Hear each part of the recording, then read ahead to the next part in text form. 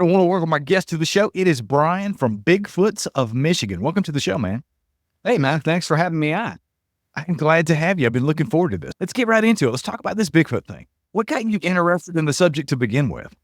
Yeah, it really started a few years ago. I'm kind of a B-level actor here in Michigan. What I do is I do a bunch of test pilots, or if Hollywood comes to town, I'm on set with some of the big stars. I met Ben Affleck, Henry Cavill, Gal Gadot. I just spent 2 weeks with John Hamm, David Harbour from Stranger Things. Around town, we do a lot of test pilot, whether it be movies or concept ideas or TV pilot series. So about a year and a half ago, I was on set and we were doing a paranormal TV pilot. One of our guests on that show was a guy by the name of Aaron Young. He gave his eyewitness encounter. And I'm going to tell you right now, Brian, when he gave his encounter, that was the first time that it registered to me that, holy shit, Bigfoot is real. I think prior to that, growing up, I'm just like everybody else. I grew up in the 70s watching In Search Of with Leonard Nimoy. And then I stumbled onto the $6 Million Man and the fascination of the Bigfoot and the UFO and all of that. Up to, man, a year and a half ago, watching YouTube stuff, all that kind of stuff. Basically, Sasquatch was just entertainment.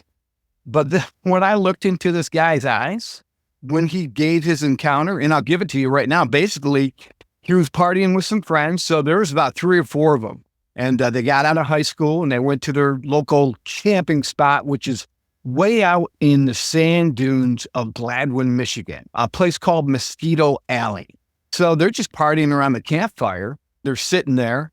His buddy's sitting across from him, gets this crazy look on his face. He's looking over his shoulder. My friend Aaron Young, he's just, hey, man, what are you doing? What's going on? And the guy slowly points, and he can see the fear on this guy's face. Aaron turns around and squatted down. So Aaron turns around, and then I think they all stand up and squatted down. This thing was still as tall as them, if not taller, was a male Sasquatch. And that male Sasquatch was not happy that they were there partying down. They had gotten some fish. They're all standing there and they're petrified. And this thing yells out just a blood-curdling scream. He said he can still feel it to this day in his chest. He's still to this day never been so fearful in his whole life. So they ran to the car at that time, got the hell out of there, and they saw it as they drove away.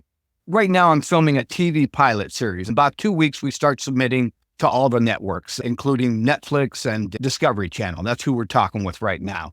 Aaron got out of Dodge, and he had not been back to that location. In his episode, we finally go back to that location where he had that encounter as a high schooler. 40 years later, we get there, Brian, and I'm filming him and just getting his encounter. He is still affected by this. We get through the interview okay, but towards the end, he starts hearing things. He starts looking around. And I'm like, okay, what are you feeling? We didn't find anything, but it's what these creatures can do to you. It's that fear that they can project on you, whether it be physical, spiritual, or all of the above. And that's what we're learning. So what I'm doing is going throughout the state of Michigan, interviewing eyewitnesses. We've got season 1 in the bag, and we just started season 2. And we're just working on a whole pilot series, and so far, so good. Well, let's talk about it. Have you been out in the woods looking for these things yourself? Because one or two things tend to happen. There's a lot of what people call armchair researchers. You do a lot of stuff behind the computer and you talk to people, very much like what we do on podcasts. That's one of the main reasons I started the show, was to talk to people and document as many encounters as I could, particularly in the southeastern United States. I'm in North Carolina now, and I wanted to do that. Southeastern United States. But I've talked to people around the world, literally, that have had experiences with these things. So in addition to you interviewing people and documenting their encounters, have you been out in the woods? Have you had your own experiences with these things? Oh, yeah. I have not had one yet, but because of the eyewitnesses taking me to the locations, whenever I interview an eyewitness, we go to the location where it happened, and then we'll do some overnighters as well. We went to Kentucky. We had a guy from Shawnee Indian, guy by the name of Hank Kress. We went down there. And up on a mountaintop, he said he had a family of Sasquatch. And it was pretty cool. We could hear the activity around us. And he tried to give a yell, and there was no response. And he said, they're here. I'm telling you, they're here. And he said, have your girlfriend give out a yell. She's a little bit detached. She's learning the ropes and everything. It's really funny. In the episode, she gives out this little yell. And immediately you can hear a grunt over to our left and a rock clap, pop, pop, over to the right. So then we do a gifting. We do some watermelons and some fruit, and we lay that out. And she had told us previously that we needed to be careful because there was a mother with a baby in the area. And sure enough, when we were starting to leave, I heard the screams, blood-curdling screams. And he said, she can smell that we're here and that we'd better get out of there. So that was one occurrence. And we got some interesting stuff on camera from that. I'll have to send you those pictures as well. I do believe I caught one on camera walking by. We had cameras set up around in like a circle to see if we could pick anything up. And we think we may have captured one. And then also just about a month ago, I was up towards Traverse City, Michigan, which is up on the northern shores of Michigan. And I got up there with one of my eyewitnesses, Cheryl Redou. And we went way back in. We actually followed some tree structures back in. And we went to a location where she believed they were kind of lodges. And we went back in there and we found a bedding spot of what she believes is right around a 9-foot Sasquatch. That's what we measured. We got a footprint as well in that episode. And then once we got to the bedding spot, we heard a tree knock to our right and a grunt. So very ape-like and just a nice clear tree knock. So that's the most I've had. I haven't had eyes on yet, but I know where there's a Sasquatch family right now. Let's talk a little bit about some of the experiences that people have shared with you. And can you talk a little bit about some of the experiences people shared that have stuck out with you since you've been doing this? What are people telling you they're experiencing? Are they having Class A sightings? Are they hearing grunts, growls, finding footprints? Talk a little bit about what people have shared with you. Sure, let's go ahead and we'll start off with like episode 1 of season 1. A guy by the name of Jim Ingram gets a hold of me and he says, hey, I see you're doing this series. I live in Thumba, Michigan, a place called Sandusky. So he said, hey, not too far from you, there's an area called the Black River. And he said, I was back there with my girlfriend. He said twice now. And I got chased out of there. We got surrounded and chased out of there by what we figured to be at least 2 Sasquatch. So we headed out there, him and his son, we met him and his son out there. In episode 1, we go along and we actually find multiple footprints. He's got a picture of some clear footprints. Then I found 3 more footprints. So I'm like, okay, pretty cool. Then I go back another time on my own because as a filmmaker, I want to make sure things aren't being staged or anything like that. I've got to prove to the network that I can really at least give them basically 5 seasons. So I'm looking for credibility as well. So I go back there on my own on 2 separate occasions and I find more footprints. So we get this episode in the bag and I try to release episodes not too much longer after I film them. So I released that episode. So this is one person, a guy by the name of Jim Ingram. Then all of a sudden, a guy by the name of Matthew Sexton gets a hold of me. He said, I've been out there for 20 years and I've seen the family. And I'm like, what? Yeah, you're right on target. So I did a podcast episode with him. We're getting ready to film his episode here in mid-July.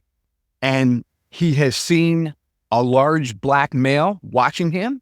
And he has seen 2 adolescents running around him. And he has had them come up to his tent and just scream right in his tent. And even one time, he believes he stepped into a portal. So now here's where we're stepping onto the paranormal side of things. I try to, as a filmmaker, my job with my series is to go in and listen to the eyewitnesses and take it at face value and believe what they're saying. Because for me, I want to know all about Sasquatch. I don't want my narrative controlled. Hey, I have no problem. If you want to believe that this thing is Gigantopithecus and it's a hominid and it's along that line, I'm good with that. But if you want to believe, or you do believe that this thing is something else, maybe an ancient human line with interdimensional qualities, I want to hear that as well. So Matthew had stepped into a portal, and he said he went through this kind of a dark, blurry spot. Now, he's been in this area for 20 years now. The first 10 years he spent camping, and he heard sounds. He heard wood knocks, everything. And he would try to look on trees to find where maybe these wood knocks came from. And then he started hearing kind of the samurai chatter. He now believes that wood knocking comes from their vocal cords, maybe somewhere in their chest or their throat, and they're able to emit the sound quality without actually hitting trees. So in this one particular instance, what he believes is after 10 years of camping there, they've gotten used to him. And so for the past 10 years, he's had multiple encounters. In this one particular encounter, he believes he stepped into a portal. Black, it was dark, blurry. And he said, Brian, I know that area like the back of my hand. I've been camping there for 20 years. And he said, I believe this particular area, he said, this is supposed to be the small hill where the turkeys come down every morning. And he said the next thing he knew, he stepped in and he was in some kind of swampland. He got very sick and he had to lean over and he felt like he was going to throw up. So while he was doing that, he noticed his footprints. He could still see his footprints in the dew. And so he started backing out of there. And then once he got out of there, he immediately felt much better. So at this point, he says he's not sure if it was actually walking into the portal that caused him to get sick or if they were projecting the infrasound that they're able to do onto him to get out of there. So that's one of my favorite encounters. That's Matthew Sexton. And I can't wait to film his episode. But then you've got what I would call the classic kind of grade 8 Gigantopithecus type encounter. Guy by the name of Danny Skinner. This particular episode is episode 2 called the Butternut Creek Bigfoot. And this is out by Cheryl, Michigan. Danny's a good friend of mine now. He's a avid beaver trapper. And this is one of these guys who's back in the woods every day. He's trapping. He's actually putting food on his table. He's got all the licenses. He's making a living off of this stuff. He got a hold of me and he's, hey, I see you're doing this. He said, I've been called crazy my whole life. Would you come take a look? So we head on out there and he takes me through the woods out on location and he shows me where this beaver pond is. And he explains that this one particular day, normally he's got his trapping dogs with him, his coon dogs, they treat coons, squirrels, whatever. And this one particular day, he did not have his dogs with him. And he said it was just a peaceful day, quiet. I'm getting way back in there, and it's a hike back into the woods. And he said, there's one part where you come up over the hill, so you're blocked from any kind of sound. He said he came up over the hill to check his beaver traps right where the beaver dam was. And this thing probably heard him coming up over the hill. So by the time he got to the hill, it had moved away from the beaver dam and tearing it apart, looking for a beaver, he believes. No human could have done that. He says, this guy's been out in the woods. He knows what a bear looks like. He was probably about 50 to 75 yards away from this thing. And he said this thing turned and looked at him and then just started moving the water out of the way, wading through the beaver pond. And it gets to the other shores, grabs this sapling, steps on the edge of the shore, looks back at him and gives him a very apish grunt, and then just walks off into the woods. So there you've got two extremes. And so constantly with all the filming, with all the interviewing I'm doing, I've got to broaden my perspective because, yeah, I did start off thinking that this was just Gigantopithecus. But now I have to answer so many questions that these eyewitnesses are given to me. So, yeah, it's been phenomenal. That's Danny Skinner. We're talking about Aaron, Jim, Hank Kress, and then, oh my goodness. And what's so funny about that is, so Danny Skinner, that's in the Carroll area. And then from that, a guy by the name of Aaron Spencer contacts me. And he's a Chippewa Indian from the Chippewa tribe of Mount Pleasant, Michigan, from the Bear Clan. And he's, hey, you're right on the money. He said, that area, I've had multiple sightings of Sasquatch. One particular, he was by the Indian burial grounds.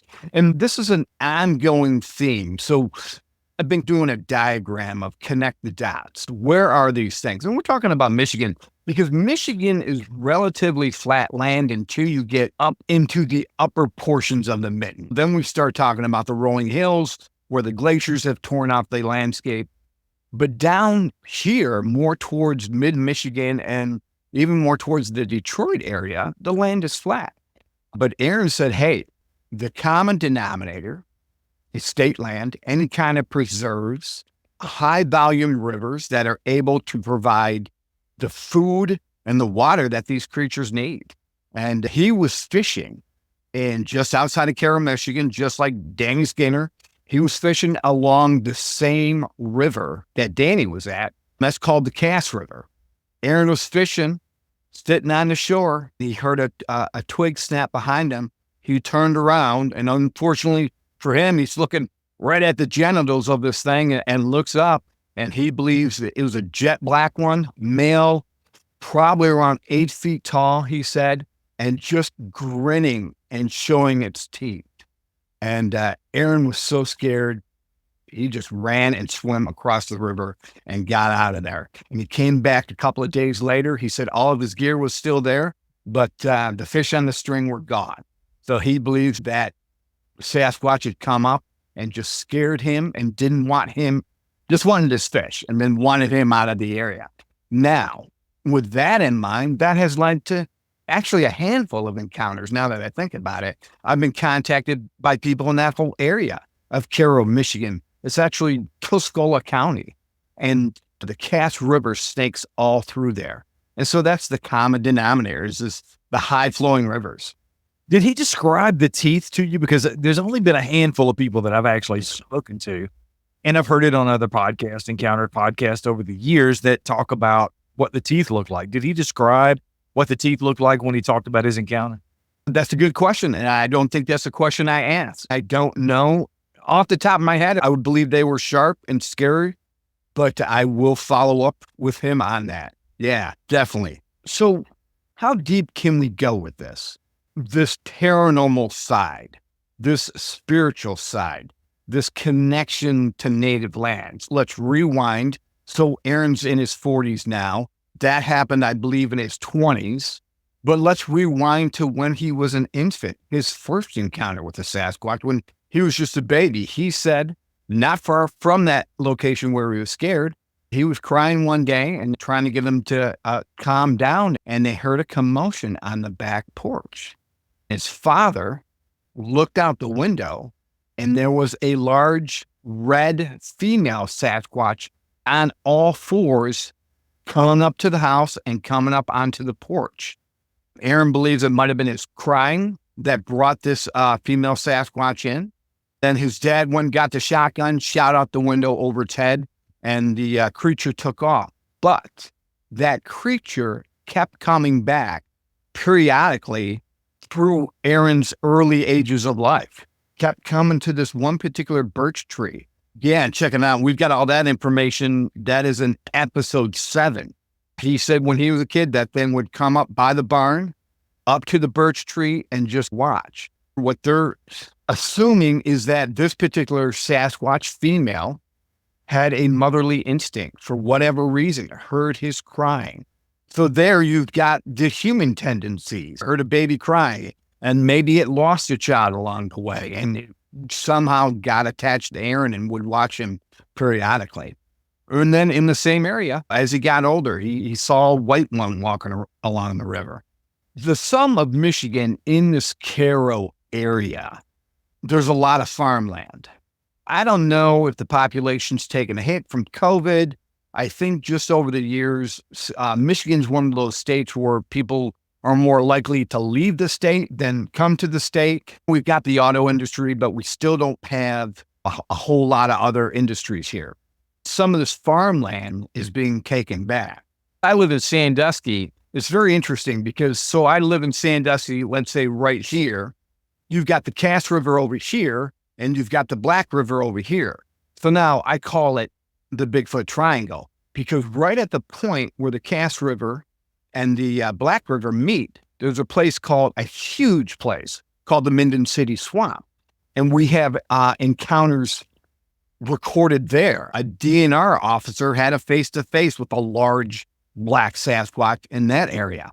So all this information, I've been going at it nonstop, as you can probably tell, for the past year and a half. A guy by the name of Val Savala, he has been a great help. He's helped write a book. He collects a lot of the data for the Michigan database about all the sightings in Michigan. And he's really helped me out, pointing me in the right directions.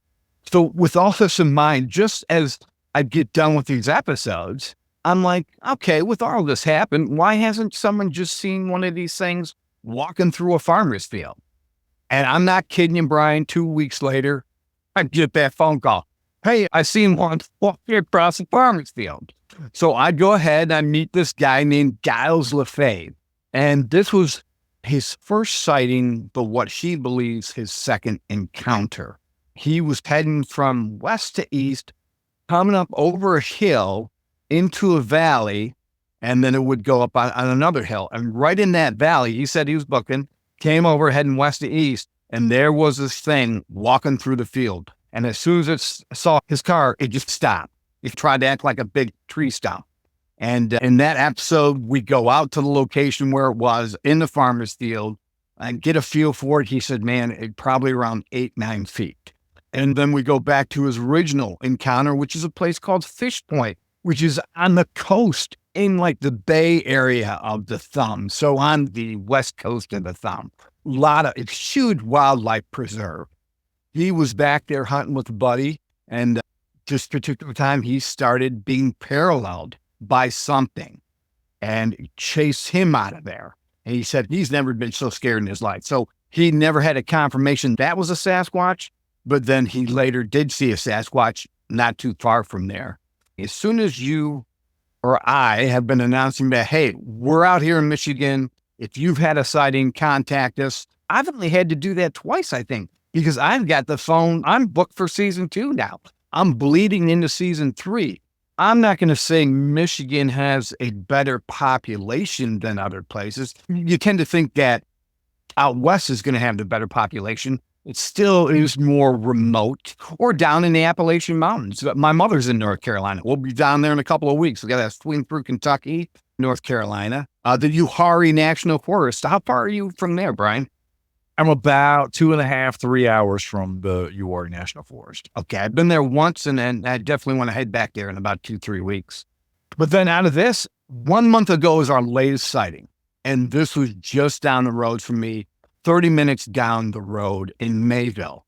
But everything I'm telling you right now, they're all tributaries branching off of this Cass River. The guy was driving in a car on Highway 46, heading from east to west this time. He saw right about 8 p.m. at night. And at that particular time, we still had about a half an hour left of daylight. And so I meet the guy at the location, and he's like, yeah, I saw right there standing by that tree. It scared him by the way its physical attributes were, because we tend to always think of Patty as the milestone or what most of these things are going to look like. He said, I'm not into Bigfoot. I've seen all that, but I'm not into Bigfoot. And this one caught me off guard because it was more of a LeBron James type figure. And he said that what spooked me was how long the arms were and how long the hair was. And I asked him what color it was, and he said, this one was a light brown. In this area alone, we've got black ones, we've got brown ones, red ones, white ones sightings. And I just found out about a gray one a few years ago. So I met this guy at the location on the highway, and I'm like, let's walk over there. Show me the exact spot. I always want to look for footprints, any kind of sign, any kind of hair samples, whatever we can get. So we walk back there, and this guy's probably only about 5'8". We get to the spot, and this is when I know stuff is genuine. When he stops dead in his track and his mouth drops open and he's got a fearful look on his face, and the thing was as tall as this tree. And we measured that tree, and I stopped at 12 foot. So I'm going to say, okay, we got to be fair. Okay, maybe you imagined it. we got to factor all that in. And in Michigan, I had heard of one other one, maybe that tall. But I'm going to settle in that this thing was at least 12 feet. And just by how this guy reacted, I'm like, this guy's not, he's not lying. Just by the way he reacted, he was so astounded. Oh my gosh. And then he's looking around. And I said, in the short amount of time that you had to see this thing, he said, what do you think it was doing? And he says, I don't know. It was just standing there like it was confused or something. What was intriguing about that statement is it was right at the tree line next to a creek coming out of the forest. And when you come around this little bend, all of a sudden, there you are at this Highway 46. And so this thing could have woke up if it was sleeping during the day, and it's nocturnal, and moved along the path. It wasn't dark yet. And then all of a sudden, he had stepped out in the broad daylight and where people could see him. And it was that 3 to 5 second window that got him. So yeah, so that was another encounter. And then we've got east of here, a gal was jogging down a dirt road. And this is in the Carsonville, Michigan area. She was jogging. She's a high school girl at that time, was jogging down a dirt road and saw this black figure just standing there. And she said, just stood there. And then I stopped and I looked intently at it. And then she said, once it saw that I saw it, then it took off running. And so with that in mind, I think of the different levels of mentality. We can talk about, okay, are they paranormal? Are they just gigantopithecus, just great apes? Do they have different personalities? Do they have different level of intellect? This one's standing there. Okay, she won't see me if I don't move. And then once it realizes she sees him, he's out of there. So that really brings to mind, okay, there must be different levels of intellect, just like human beings. There's so many different kinds of human beings. I think there's 900,000 to a million different types of insects. So why couldn't there be different types of human, even to this extent? Whether they're an ancient human line, maybe they're the Neanderthal type, but they have different levels of emotional being, intellect. I think of the one that was watching Matthew Sexton. We'll go back to Matthew for a second. He was watching, and this is on the Black River, he was watching the two adolescents, and he said, boy, are they fast. He said, they're moving. And he said they stack deer, they hunt deer, and they stack them 3 high. They'll stack clams on the side of the river, of the Black River. He said, so one particular day, I was just watching the two of them. And just how, he said, sometimes they're just like blurs. And then I got this feeling. He said, I turned and I looked back over my shoulder, and there was more of the alpha male. I don't know if it's the absolute alpha male of the family clan, but one of the alphas, maybe the older brother to these two, was standing there watching Matthew as Matthew watched the two adolescents. And he said, these things are so quiet. To get a feel for how tall that one was, right around 8, 9 feet because of the tree limb. And then I get a dogman sighting. So yeah, the pastor of a church, I started going to the church more after I got the call. I knew this guy, hey, I know you're doing this thing. I'm going to tell you right now, one of my patrons, kid, I think he's like 18 or something, was cutting the church lawn. Guy's cutting the church lawn. He's doing the lines up and down. When you're cutting the lawn, you're brain dead. The most thing you're thinking about, you got your radio on or whatever. You're all right. All I got to do is make the line straight. And he's making his line, heading towards the parking lot. And his head just naturally comes up. He said, there's a dogman. He called it, because they weren't familiar with dogman, he called it a werewolf. He said, this thing just looked like a werewolf. I don't know what, that's all I can explain it was. And it just stood there and looked at him. That he got scared and looked away for a half second, and whether this thing disappeared, did it do a cloaking, or it was so fast when it took off, who knows what happened. I still have to interview him. So this was the pastor telling me the story. So what's funny about that spot is that you hop on the road that the church is at and you head south and you run right into the Cass River. So I get a hold of him. I'm like, hey, look, I know there's Sasquatch back there, but are there dogmen? And we are aware of even a possible plan of dogmen back in there. So then right after that, a guy by the name of Mike Bale, him and his girlfriend by the Cass River. We have all these old public hunting grounds. Okay. And now, like when I was a kid, I remember going to these places. I was never a hunter, but you go to the beach, you go whatever, fishing, whatever. They're well maintained. What I'm going to tell you right now, Brian, they aren't as well maintained as they used to be. So a lot of overgrowth, all of that. So a guy by the name of Mike Bale and his wife, I don't know if they're getting away from the kids, pull into this little public hunting area parking lot is what they are. So you can always drive your vehicle back in there. It's just grass. Some of them are half dirt, 2 tracks, whatever. You pull back in there and there's a little parking spot. Him and his wife pulled back in there to the very back.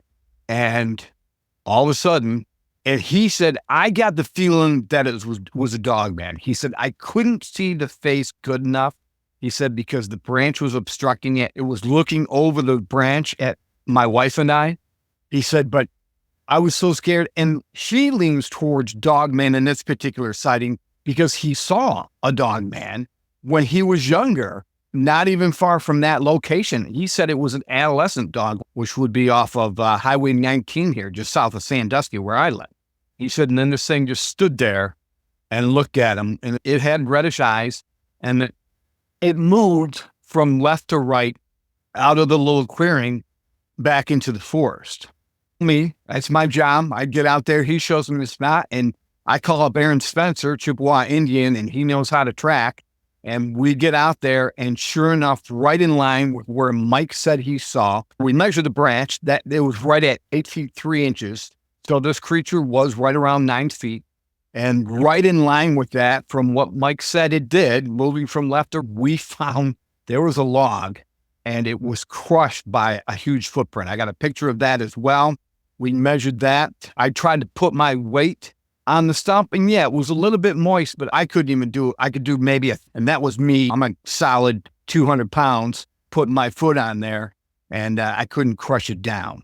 So there was more evidence. And what's crazy about these is none of these people know each other. It's just kind of when you do that spark, when you light that fire, that everyone starts throwing in their log to help this fire grow, to help have a better understanding of what these creatures are. This used to be a taboo subject.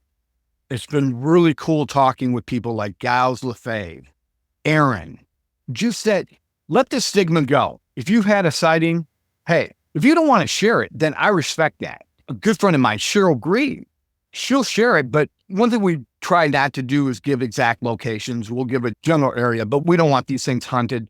We're not interested in killing them. I'm not interested in a specimen. I don't need that. As a filmmaker, I love my eyewitnesses. Yes, this is about Sasquatch, but just as important, it is about the eyewitnesses and how these sightings have affected their life.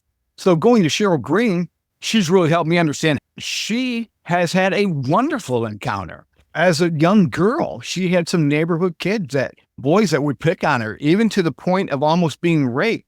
And she said a handful of Sasquatch chased those boys off one day by throwing rocks at them. And then from that point on, would periodically parallel her home from school on the dirt road and kind of protect her. So she's had a wonderful encounter. And the Sherry Redou on the North Shore, she believes this one. You don't have to talk it all. Just your podcaster's dream, my friend. But that's what I hear. This is like the 3rd or 4th podcast, starting to get popular. The word's getting around, now that we're connected. It's been cool because I've got the Hollywood connections. And so now the word's getting around the state that we're doing this. Might actually be legit, get on Netflix, all that stuff. Sherry Redou. So Sherry Redou, I don't think she even believed in Sasquatch. I'm not sure. I'll have to double check on that. She got a hold of me in the fall. I think it was November. And she got a hold of me a day or two after her encounter. So, man, what I try to do is, hey, let's get to that location, and let's get to that location as soon as possible. So I have in my car, we drive up there, northern shores of Michigan. She is a rock collector. And what she'll do is go along the coast of Lake Michigan and along the shoreline, and she finds these beautiful rocks. So she's a wonderful rock collector, polishes them, sells them, all of that. She was out on the shoreline doing her thing, looking for rocks, and all of a sudden, a big rock comes flying out, hits right by her. She just looks around, and it's not registering. Guys like us are like, "It's a Sasquatch." We're hoping it is, even if it's just some kid throwing it. So it's not really registering to Sherry. She's okay, whatever. It's starting to get dark. I think I'll start heading back. Then she starts hearing the sounds, the growls, and she starts getting scared because at this point, she's not thinking Bigfoot. She's not thinking Sasquatch. She doesn't know what it is. Is it a bear? We got a lot of black bear in Michigan. She doesn't know. So she's like, all right, I'm going to get out of here. I'm going to follow the shoreline back to where the inlet is to get to my car. So she comes back and she heads in the inlet. It's very sandy, but weird, maybe an old cedar swamp type area. She comes up the hill and she just feels a presence, but she's scared anyway. So she's getting to a car. And all of a sudden she hears a, and she turns and she looks. And there's a Sasquatch standing next to the tree. And then it lets out a bigger growl, more of a yell. And she's frozen. Oh my gosh. So then it's shaking the tree now. So then she comes to her senses and she starts running to her car, to her SUV. And she says she gets in her car and here comes this big, we got a picture in the episode. It's probably about 4 inches in circumference log that was thrown at her vehicle, and then she drives off. So she tells me the story right over the phone. I get there, I'm checking everything out. Very not real schooled. She's learning about everything. And I go, okay, so where was the tree it was shaking? And she's right there. That was it. And it was about up to that mark. So we measure it and it's, right around 9 feet. And then I'm like, looking at the soil, I'm like, there's got to be a footprint. And sure enough, right where she said this thing was leaning against the tree, shaking it, was a beautiful, probably about I think it's a 20, I'm going to say 18 to 20 inch footprint. I've got a size 11 boot, and I was able to put my foot in there. I got a picture around it. You can see the whole footprint of the Sasquatch completely around my footprint with some inches to spare in the toe area. So there's more evidence. And then that led into, okay, I was going to wrap up her episode, and then she gives me a call back. Hey, all of a sudden there's these tree structures there. So then that leads us to checking out the tree structures and then getting farther back into the story and then finding the place where we believe it was bedding down, then hearing the so-called tree knock. I think there's some kind of vocal cords and the tree knock and the grunt. In this particular case, we're going to go swing now back to the paranormal, Brian. She believes she had mind speak happen. Have you ever heard of that? Any kind of mind speak? Well, yeah, I've interviewed tons of people that got situations where there were mind speak, telepathic communication with these things. Okay, that was my first instance. You're talking to a guy who's just really, I don't mean to sound like an ass, I'm just trying to make a TV show. I want it to be raw. I want it to be authentic. I've got a list of boxes that I need to check off in order to submit this to the networks. I have to follow protocol.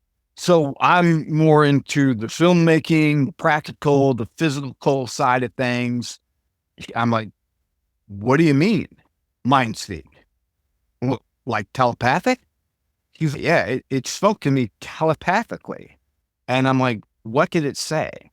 And it said something, hopefully I'll get the exact words, but it said something to, I am the keeper of the children of the forest. Now, we know this thing could have killed her if it wanted to, was within 10, 15 feet of her. When it shook the tree, when it yelled at her, and it let her run away because she's right around my age, we're in our 50s, we aren't sprinting too fast. So this thing let her go, but just wanted her out of the area. But yet it speaks to her, mind speaks to her. I am the keeper of the children of the forest. So this is the first half of the episode we filmed, which I thought it was a wrap. And then 2 months ago, I get the phone call, Brian, you got to come back out. There are more tree structures. And that's where we follow these tree structures and they lead us back to where we find the bedding spot. What I didn't tell you, Brian, is this bedding spot is behind a cemetery full of Native American children. I am the keeper of the children of the forest. And its bedding spot was right behind the cemetery. And the story behind this cemetery is actually a sad story. Native American children, some missionaries came in, preached the good word, that whole line. Unfortunately, they brought sickness with them.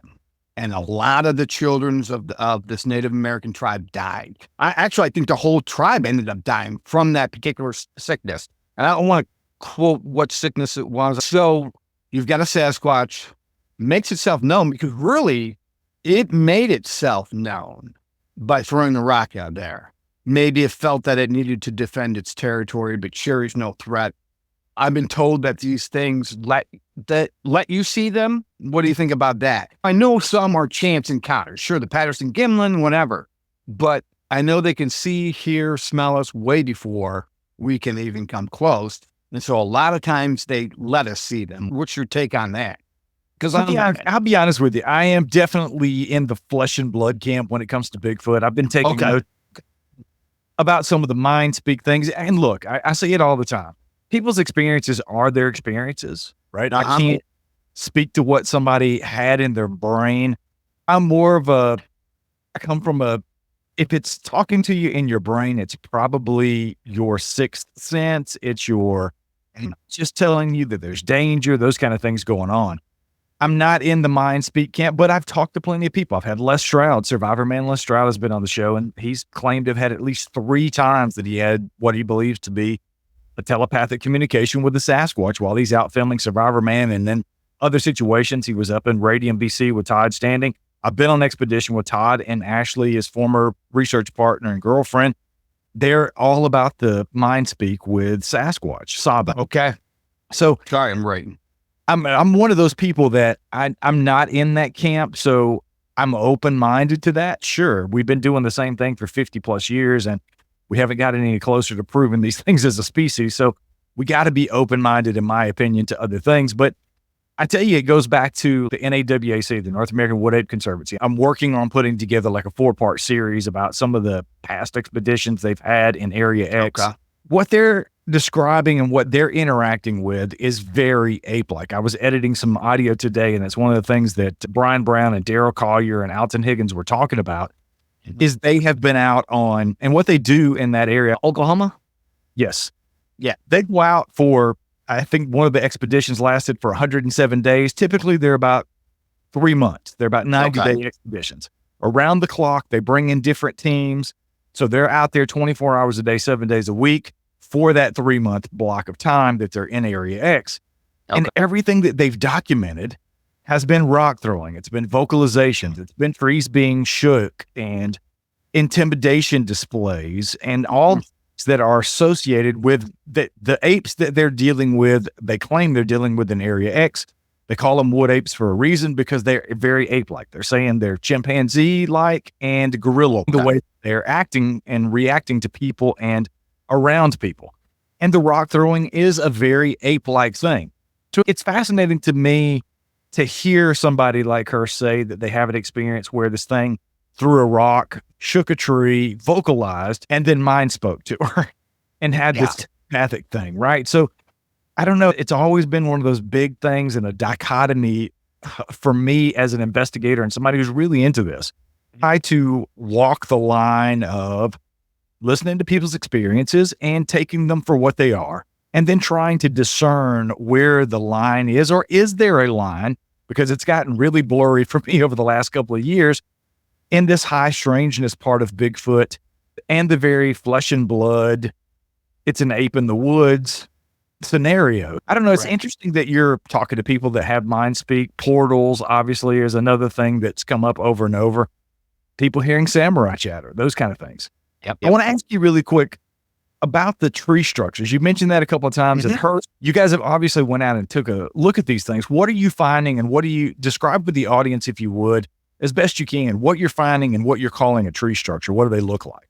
Yeah, what we're in this particular instance, I found through different investigations, different types of tree structures. I found the X's, the H's, multiple locations to where just it can't be deadfall or windfall. In the Sherry Redou instance, this particular Sasquatch, because I believe these are tree structures, he excelled at finding a stump and then making a teepee around it. And so there were multiple locations, big and small, of one. I'm standing next to one that's maybe only waist high. And then there's a larger one later on. And then it looks like a tree's definitely pushed over. She's pointing these things out. And then once I got it and I looked, they were all in a line. And then when we found the bedding spot, it was built the same way. So more of a teepee type tree structure. Yeah. So where you had maybe a stump and then circled around it, branches and sticks and logs leaned up against it like a teepee. Yeah. I wonder, different Sasquatch maybe do different types of tree structures. Yeah. And I have no problem. For me as a filmmaker, though, with what I'm trying to do, it's definitely broadened my horizon in a good way. Because I am going, oh gosh, how many seasons can I make out of this? And then these other doors open up and I'm like, are you kidding me? So that's my first mind speak. Now let's talk about urban Bigfoot. We want to believe that these things are way out in the forest. In fact, I was told by Val Savala, the guy I was telling you about who runs the database here in Michigan, he said, Brian, you got to stop looking at the state land, the preserves, as just for the wildlife. Sure, they're for the wildlife and all that kind of thing. But from what he's telling me, there was a study done by the government some time ago, and that there was a concern that if there was too much interaction between these creatures, there could be issues. And so that some of these state lands, we can't say for definite, but maybe were set aside as buffer zones to where these creatures, first of all, it seems like they don't want anything to do with us as it stands. And if we get near to them, we get the rocks thrown at us and all that kind of stuff. So yeah, that's our guns. That's our sicknesses that we may bring and cause problems and sickness and death for their clans. So with all that in mind, I get a call. Actually, I get contacted by two people because at this point, my mind's like, all right, pretty much, I'm surprised they have stuff in my area and if I'm in Michigan, and I'm figuring everything is pretty much north because from my understanding that we're learning more and more, the Upper Peninsula, and you probably know about this, it's just booming with them. 5% of Michigan population, that's it, lives in the Upper Peninsula of Michigan. And from my understanding, there are a ton of sightings up there. One in particular sighting, Kim and John, who I interviewed, were both members of the BFRO. They both had their own sightings. She was sitting in her car and she could just see the waist high out of her rear view mirror. A pastor she knew was driving in the Upper Peninsula on a rural road and came up a dead deer on the side of the road and thought what was a bear eating the deer. And then all of a sudden looked up into the headlights and it had a human face and said, scared that guy half to death because he's expecting to see a bear and it looks up and it's got a human face. So that's known in Michigan for the rural area. Sure. Okay. Up in the Upper Peninsula, we expect that. But then after the Mind Speak with Cheryl Redou, I get a call from Angie Elizabeth. We just wrapped up her episode a couple weeks ago. And she is more towards the Detroit area in a county called Macomb County. And she has got a family of Sasquatch who lives partly on her backyard. There's a bigger plot of a nature preserve back in there. And she says she's seen the male and she hasn't seen the female, but she says she's seen the male and the young one. And she believes there's 4 of them and that the daughter Sasquatch lives across the road. The mind speak stuff that I'm trying to understand more, but I'm embracing. And she has names that she believes they've told her. The head male is Jabi. His wife is Nima. The son is Olaf, whether that's taken from Frozen or they wanted a familiar name. This is what Angie's telling me, so I'm believing her. And then they're in contact with a dog man as well, and his name is Ren.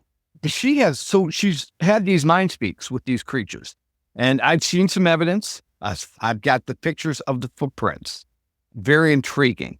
She has seen watching her TV through the window. So now she leaves the TV on in the corner because they will come to the window and watch. So here's a nice story, but then we got another kind of scary story attached to this. She said she mind spoke with them once she figured out they were there, found the footprints, all of this. They spoke to her and said, "What do you want from me? Do you just want to see me?" And she said, yes. So it let her see him. And so she ended up seeing the big male, and then after that, seeing the young one. There was one particular night, and this is stuff that is amazing. She heard speak from what she called an elder Sasquatch on a different night, and that this Sasquatch said, "I'm an elder Sasquatch, and I'm hungry."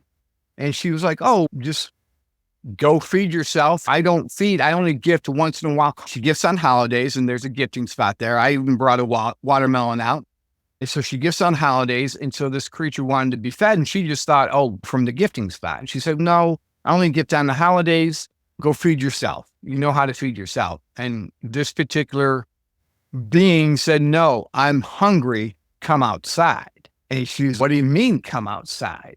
And then she asks, "Have you ever tasted human flesh?" And this elder Sasquatch said, "Yes, I have.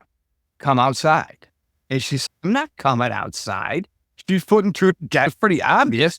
So she says she tries to speak to the male of the property, Jabi, the big male, the big black male. And so she's calling Jabi, and this elder Sasquatch speaks to her and says, "Jabi can't hear you. I blocked him." So let's end it right there. If that's true, what's that all about? Is there a hierarchy in this? I've heard, okay, I'm going to blow your mind again with some of the stories I'm hearing. I hear they can live anywhere from 50 to 300 years of age. Native American stories of the same Sasquatch being around in multiple generations. That's the thought. I've got to dig into that. There's a particular book that Val helped write that I want to dig into more. And it was about the Native Americans. They had to bind their tribe together to war against the prairie people of Michigan because they were, quote unquote, thick as leaves on trees. And so this is where this story originates, that they lived anywhere between 50 and 300 years of age and multiplied quickly. I know here in Michigan, so let's say these Indian tribes banded together, pushed out a lot of the Sasquatch. We also had a great fire here in Michigan. I know along the eastern coast, so much of this state was founded on lumbering, and that burned down a lot of that. Now, since the population has been steadily decreasing since COVID, hopefully we turn that around. And like I said, it seems like some of the farmers' fields are just overgrown. I'll drive 15 minutes sometimes where I live, and I won't see another car. And that'll be in broad daylight. And then here'll come another car. And I lived here 30 years ago when my dad was here. It just seems like there's less people. Michigan is not a hot climate. I hear these things love the water, hydration, but also the swimming, to fishing. They love all sorts of fish. Matthew says they like to cool off in the river during the summertime, especially July and August. So Angie, going back to Angie with the elder Sasquatch, had that mind speak, and that's scary. There's no doubt. As a filmmaker, my mind is being blown.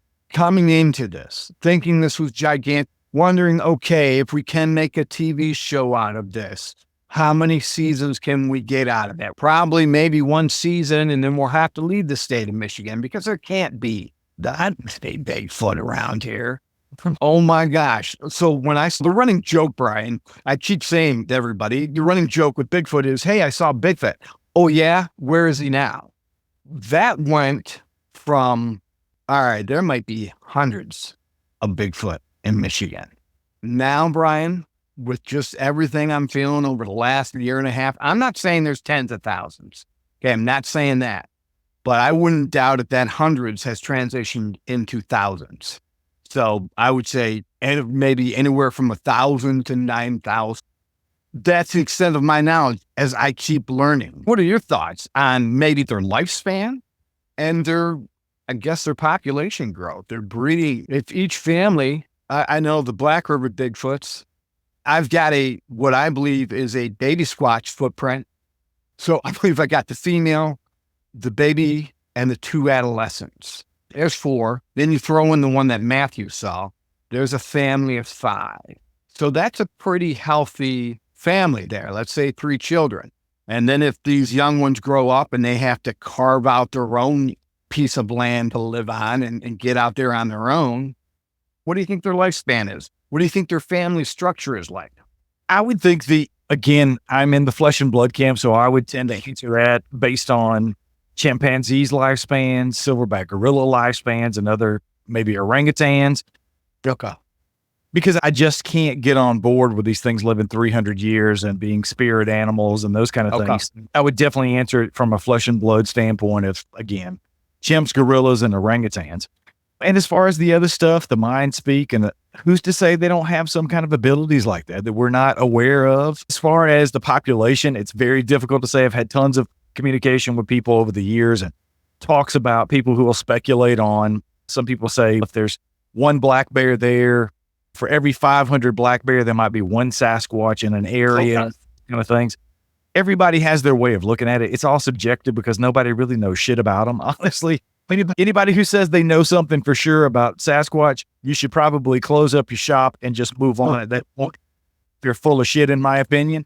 Because I don't think anybody knows anything definitively about these things. Everybody's got one. Yeah. Let's talk about it. Let's give everybody where they can find you guys. Do you have a website? Is it the YouTube channel? Give us all the stuff and all the places they can find your stuff and where they can get in contact with you. Yeah, no problem. Michigan.com. That's your launching pad, and that'll lead you to all the social media platforms on Facebook, Instagram. We're mainly focusing on Facebook. Our YouTube channel is Bigfoots of Michigan, the channel on YouTube, because we're still growing. We got a ways to go. This is a fun hobby for me. My eyes are being opened. I'm embracing as a filmmaker. If you think Sasquatch came from a UFO, I'm the guy you want to talk to.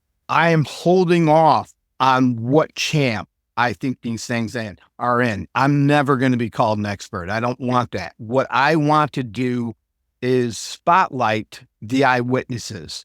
I want to make the eyewitnesses' story just as important as the Sasquatch. We're storytellers as filmmakers. So my goal is a little bit different than the investigators or the researchers. That's what we're trying to do, focus on the TV show, get a simple formula for it to sell it to the network. To type in Bigfoots of Michigan channel, and you'll get some of our episodes that we made for season 1.